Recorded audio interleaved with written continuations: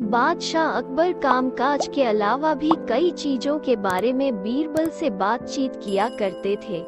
ऐसे ही बैठे बैठे एक दिन बादशाह ने बीरबल से पूछा कि इस दुनिया में सबसे बड़ा हथियार तुम्हारे हिसाब से कौन सा होता है।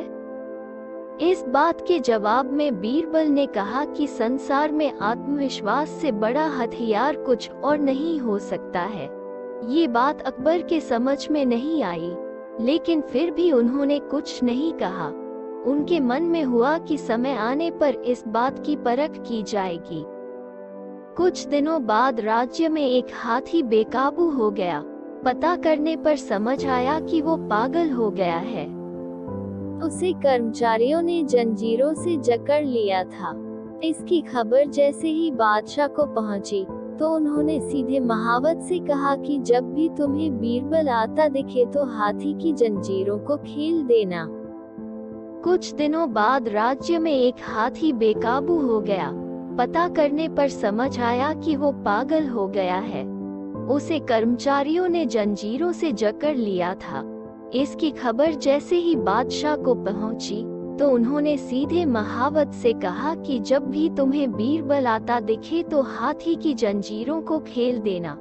ये सुनकर महावत हैरान हो गया, लेकिन बादशाह का आदेश था, इसलिए सिर झुकाकर चला गया। अब अकबर ने बीरबल को महावत के पास जाने के लिए कहा। महावत ने भी बादशाह के आदेश का पालन करते हुए बीरबल को आते देख हाथी को जंजीरों से मुक्त कर दिया। बीरबल को इस बात की खबर नहीं थी, इसलिए वो आराम से चल रहे थे।